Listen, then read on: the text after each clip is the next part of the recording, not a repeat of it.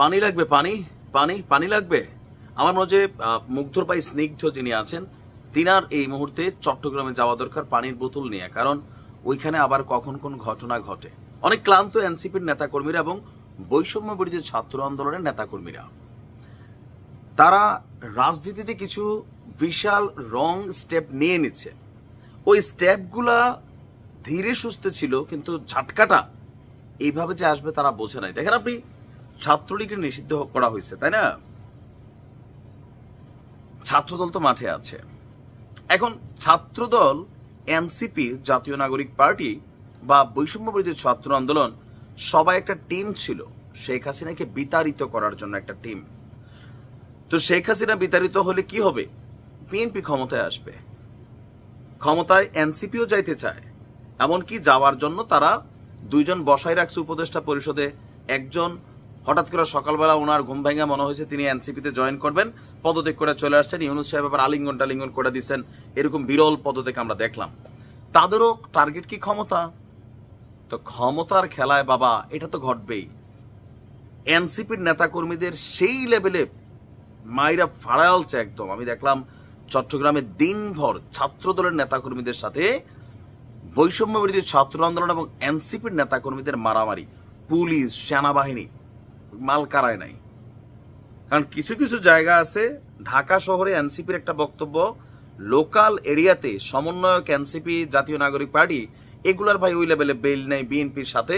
Even Awami League যে নাই, ছাত্রলীগ যে নিষিদ্ধ, তাদের সামনেও দাঁড়ানোর সক্ষমতা নাই। টেলিভিশনে আর রাজু ভাস্কর্যে যেই দৌড়টা দৌড় দেয়, এটা সব জায়গায় পারে না। লোকালি হচ্ছে না এগুলো। আপনি দেখছেন গতকালকে জামাতের প্রোগ্রামে আওয়ামী লীগের নেতা, বিএনপির প্রোগ্রামে আওয়ামী লীগের নেতা। অনেক লোকাল জায়গায় আছে যেখানে আওয়ামী লীগ, বিএনপি, জামাত মিলামিশে আছে। এটা আপনি মাইনে রাখেন, মিলামিশে আছে। যখন আওয়ামী লীগ ক্ষমতা ছিল, বিএনপির অনেক নেতাকে শেল্টার দিছে, তাদের ব্যবসা বাণিজ্য চালানোর সুযোগ দিছে, বিনিময়ে হয়তো হালকা হাদিয়া নিছে। সেম এখন এগুলো চলবে, কিন্তু এনসিপিরে উড়ে এসে জোরে বসার জায়গাটা দিবে না। কেন?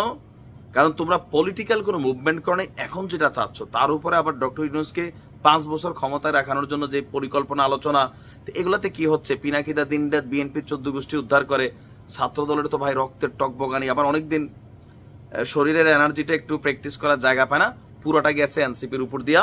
আহত 4 জন হাসপাতালে ভর্তি, খবর খুবই অস্থির।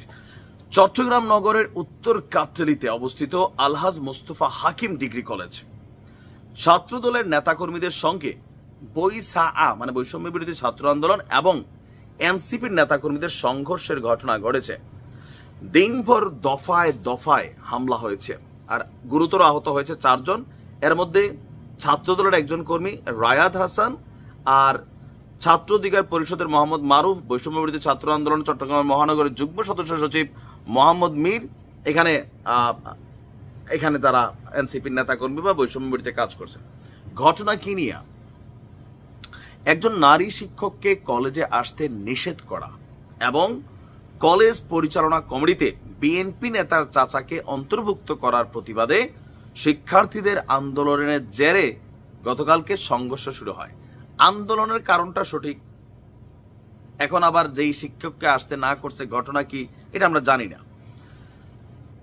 এবং কি পুলিশ এবং সেনাবাহিনী পরিস্থিতি নিয়ন্ত্রণে উপস্থিত থাকলেও উত্তেজনা কমেনি। কলেজের বৈঠক কক্ষে হট্টগোল, হাতাহাতির ঘটনা। সন্ধ্যার দিকে ছাত্র আন্দোলনের সদস্যরা হামলাকারীদের গ্রেফতারের দাবিতে আকবর শাহ থানা ঘেরাও করে। এরপর ছাত্রদল ও বিএনপির শতাধিক নেতাকর্মীও থানার সামনে অবস্থান নেয়। এখন কথায় কথায় থানা ঘেরাও করে এনসিপি অনেক জায়গায়, ছাত্রদলও কিন্তু সেখানে গিয়ে পাল্টা অবস্থান নেয়।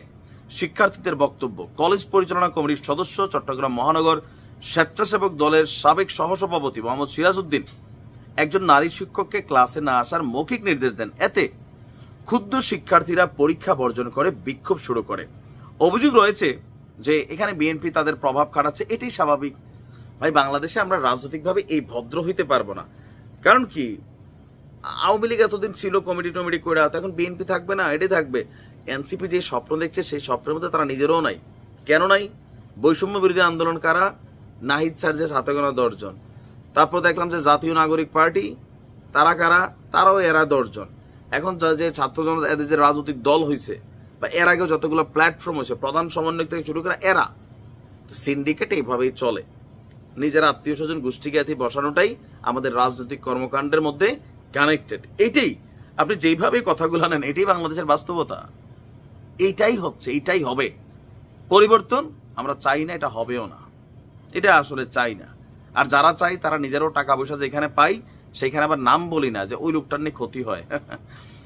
এগুলোর কারণে কি হয়েছে, মানুষের কাছে গ্রহণযোগ্যতা হারাই ফেলছে। আমি বরাবরই বলি, এনসিপির নেতাকর্মীরা এখনো জিহ্বা ছোট রাখেন, যেমনে হেই হেই আঙ্গুল তোলেন, এগুলার জবাব আওয়ামী লীগ আসা লাগবে না। আপনি এই বিএনপির কাছ থেকে পাইয়া যাবেন, জামাত এবং বিএনপি আপনাদেরকে নগদ এটা দিয়ে দিবে, আওয়ামী লীগ এটা তো পরে।